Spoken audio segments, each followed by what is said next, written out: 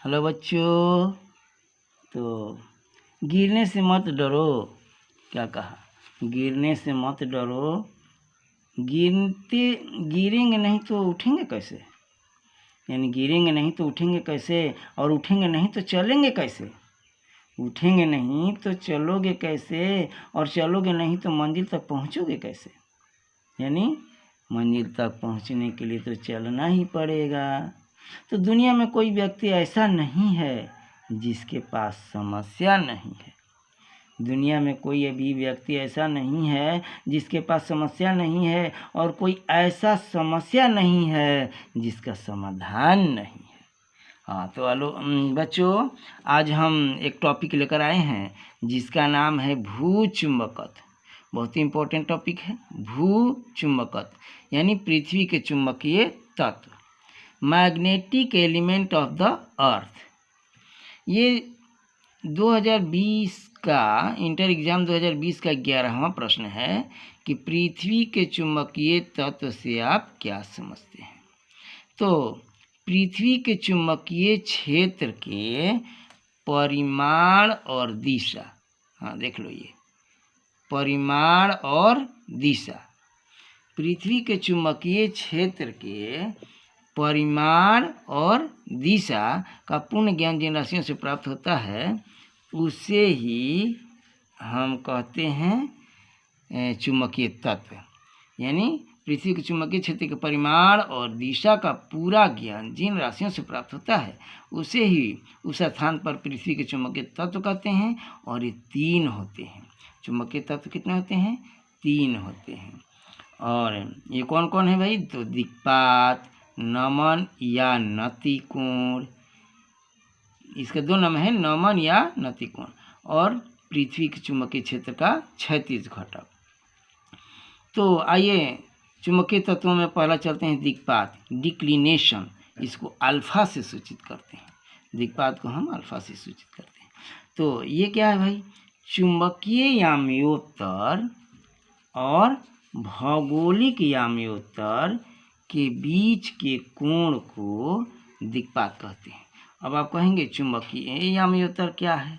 तो भाई मुक्त रूप से लटके हुए चुंबक, जैसे मान लिया जाए यह चुंबक है, तो चुंबक के मुक्त रूप से जो लटका है, इस चुंबक के अक्ष से होकर गुजरने वाली ये ऊर्ध्वाधर जो तल होती है, यह तल चुंबकीय याम्योत्तर कहलाती है।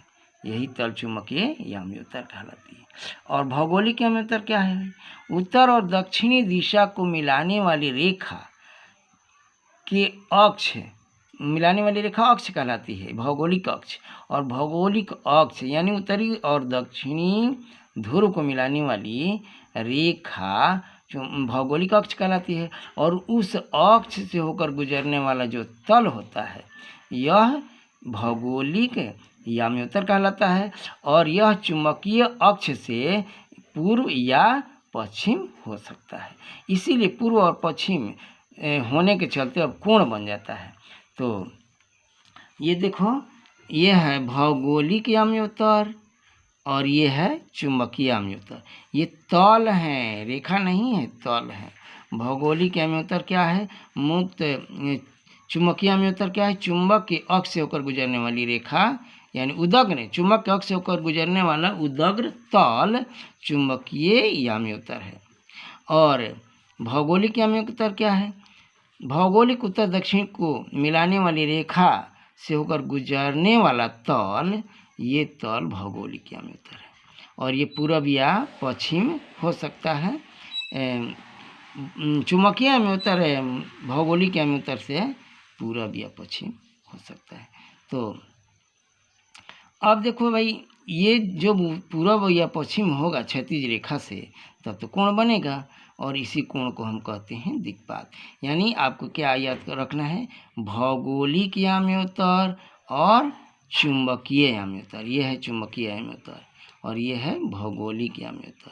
तो भौगोलिक याम्योत्तर और चुंबकीय याम्योत्तर, यहाँ चुंबकीय याम्योत्तर लिखे हैं, तो भौगोलिक याम्योत्तर ये तल है।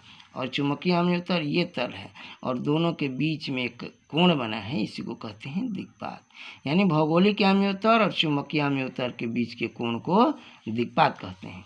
इन चुंबकीय आम्योत्तर एवं भौगोलिक आम्योत्तर के बीच के कोण को दिक्पात कहते हैं। चुंबकीय आम्योत्तर भौगोलिक आम्योत्तर से पूर्व या पश्चिम हो सकता है। तो अब आप समझ गए होंगे कि दिक्पात क्या है। अब आते हैं दूसरा चुंबकीय तत्व नमन या नतिकोण, एंगल ऑफ डिप, इसको डेल्टा से सूचित करते हैं। कहता है कि मुक्त रूप से लटके हुए चुंबकीय सुई के अक्ष, ये देख लो, ये चुंबकीय सुई है, इसको फ्री लटका दिया गया है। तो मुक्त रूप से लटके हुए चुंबकीय सुई के ये अक्ष है, ये है अक्ष, ऊपर की ओर ये उठ गया है। कहाँ से? ये क्षैतिज रेखा से, क्षैतिज रेखा से ऊपर की ओर उठ गया है। तो इसी के बीच में एक कोण बन गया है, इसी को कहते हैं नमन कोण। यानी नमन कोण क्या है? ये देखो, क्षैतिज दिशा है और यह है चुंबकीय अक्ष। तो चुंबकीय अक्ष और क्षैतिज दिशा के बीच में जो कोण बनता है, इसी को कहते हैं नमन कोण। देखो, मुक्त रूप से लटके हुए चुंबकीय सुई के अक्ष एवं क्षैतिज दिशा के बीच के कोण को नमन कोण कहते हैं। यानी चुंबकीय सुई के अक्ष और क्षैतिज दिशा के बीच के कोण को नमन कोण कहते हैं। और विषुवत रेखा पर नमन कोण का मान होता है 0 डिग्री, जबकि ध्रुवों पर होता है 90 डिग्री, है ना। अब 2021 में आया था कि ऑब्जेक्टिव टाइप में कि ध्रुवों पर नमन कोण का मान कितना होता है। तो भाई आपको अब याद रखना है कि ध्रुवों पर नमन कोण का मान होता है 90 डिग्री, है ना।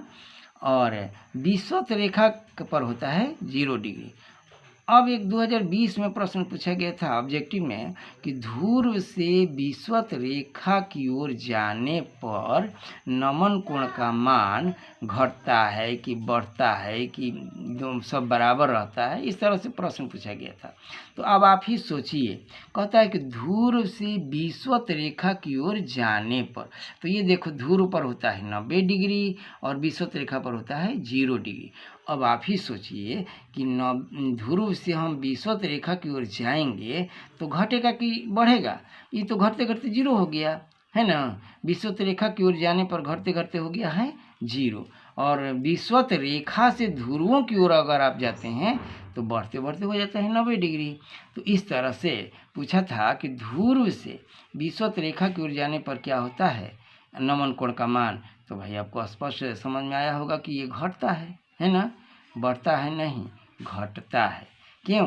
क्योंकि ध्रुव पर 90 है, विषुवत रेखा पर 0 है, तो ध्रुव से हम आ रहे हैं विषुवत रेखा की ओर, है ना। तो विषुवत रेखा की ओर जाने से नमन कोण का मान घटता है। अब चलते हैं आगे। एक बात और है, ये 2021 का 11वां प्रश्न पूछा है भाई, क्या किसी स्थान पर आभासी नमन कोण से आप क्या समझते हैं? यानी नमन कोण को परिभाषा दे देना है। कहता है किसी स्थान पर आभासी नमन कोण का मान से आप क्या समझते हैं? तो भाई नमन कोण का परिभाषा आपको दे देना है, क्या? मुक्त रूप से लटके हुए चुंबकीय सुई के अक्ष और क्षैतिज दिशा के बीच के कोण को नमन कोण कहते हैं। देख लो, ये मुक्त रूप से लटका हुआ चुंबकीय सुई है और ये है क्षैतिज दिशा, और इसके बीच में ये जो कोण बना है इसी को कहते हैं नमन कोण। तो चुंबकीय सुई के अक्ष और क्षैतिज दिशा के बीच के कोण को कहते हैं नमन कोण। ठीक है, तो अब आप इसे भी समझ गए होंगे। अब चलते हैं हम तीसरा चुंबकीय तत्व, पृथ्वी के चुंबकीय क्षेत्र का क्षैतिज घटक। ये है चुंबकीय क्षेत्र का क्षैतिज घटक। तो हॉरिजॉन्टल कंपोनेंट ऑफ अर्थ, है ना। तो इसको थोड़ा आप देख लें। Horizontal component of earth magnetic field, पृथ्वी के चुंबकीय क्षेत्र बी, चुंबकीय क्षेत्र बी का क्षैतिज दिशा में लिया गया घटक, है ना। चुंबकीय क्षेत्र का क्षैतिज दिशा में, हाँ, तो पृथ्वी के चुंबकीय क्षेत्र बी का क्षैतिज दिशा में लिया गया घटक, चुंबकीय क्षेत्र का क्षैतिज घटक BH। ऐसे हॉरिजॉन्टल, हॉरिजॉन्टल का मतलब हॉरिजॉन्टल का मतलब क्षैतिज, है ना, क्षैतिज दिशा में लिया गया घटक यानी क्षैतिज घटक कहलाता है। चुंबकीय क्षेत्र का क्षैतिज दिशा में लिया गया घटक क्षैतिज घटक कहलाता है। थोड़ा चित्र आप देख लीजिए, तो ये चित्र में देख लीजिए, ये है चुंबकीय क्षेत्र, ये है चुंबकीय क्षेत्र बी। इसके दो घटक हैं, एक है ये क्षैतिज घटक, तो यही क्षैतिज घटक है, क्षैतिज दिशा में लिया गया घटक क्षैतिज घटक है। इसी के बारे में हम लोग जानना चाहते हैं, इसको हम बी से सूचित करते हैं।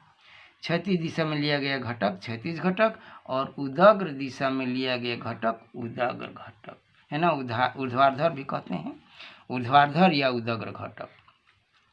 तो ये क्षैतिज दिशा में लिया गया घटक क्षैतिज घटक और ऊर्ध्वाधर दिशा में लिया गया घटक ऊर्ध्वाधर घटक कहलाता है।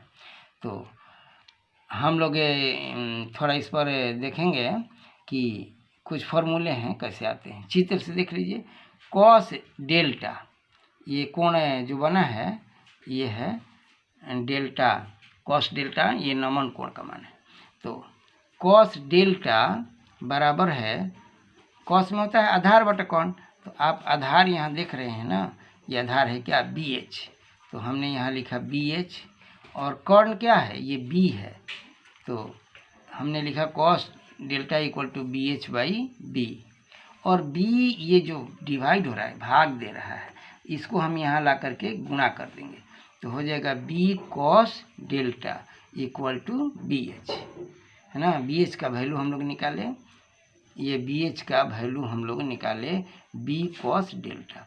और उसी तरह से साइन डेल्टा का हम लिखना चाहें तो होता है लंब बटा कर्ण, तो लंब देखो ये है बी भी, इसी को हमने यहाँ ले लिया है बी भी, तो ये हो गया बी भी, और बटा में कर्ण हमारा है बी, तो ये हो गया sine delta equal to B भी बाई बी, और ये भी भाग है तो इधर आके गुणा हो गया, तो B sine delta equal to B भी।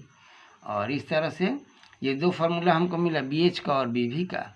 और एक बात यहाँ देख लो, ये समकोण त्रिभुज में कर्ण स्क्वायर बराबर होता है लंब स्क्वायर प्लस आधार स्क्वायर, तो ये कर्ण बी है, तो यहाँ हमने लिखा बी स्क्वायर, और इसमें लंब जो है वो बी भी है तो बी भी स्क्वायर, आधार जो है बी एच है तो बी एच स्क्वायर। इस तरह से बी स्क्वायर बराबर हुआ B H square plus B भी स्क्वायर।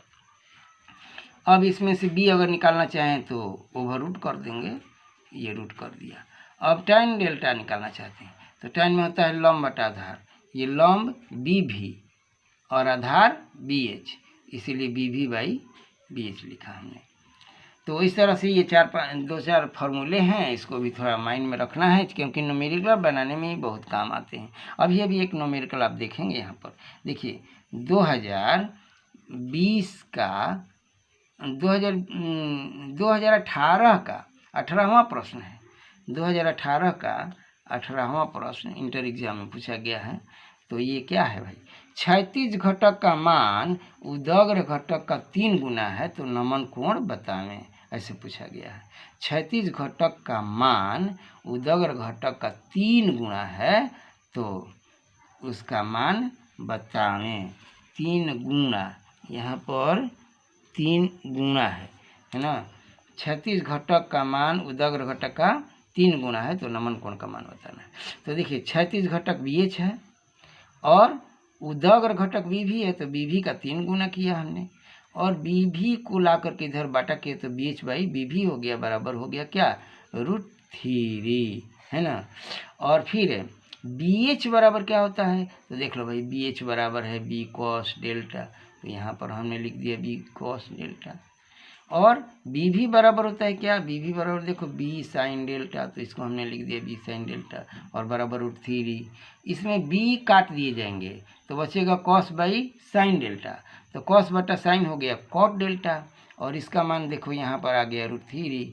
और फिर कॉस √3 का मान अब हम कॉस में खोजेंगे, कॉट में खोजेंगे, सॉरी, तो √3 का मान हम कॉट में खोजेंगे, तो कॉट 30 डिग्री का मान आता है √3, है ना। √3 आता है कॉट 30 डिग्री में। अब इसमें का कॉट और इसमें का कॉट हटा देंगे तो डेल्टा बराबर हमें मिला 30 डिग्री। तो ये डेल्टा तो नमन कोण है और इस तरह से हम नमन कोण का मान 30 डिग्री निकाल लेते हैं। तो बच्चों आप भूले तो नहीं हो, अब थोड़ा लाइक करो और पुराने नए हो तो सब्सक्राइब करो और थोड़ा अपने दोस्तों में इसे फैलाओ कि फ्री ऑफ कॉस्ट आसानी से कुछ और ज़्यादा लोग पढ़ें लिखें और आगे बढ़ें, देश का नाम रोशन करें। तो धन्यवाद बच्चों।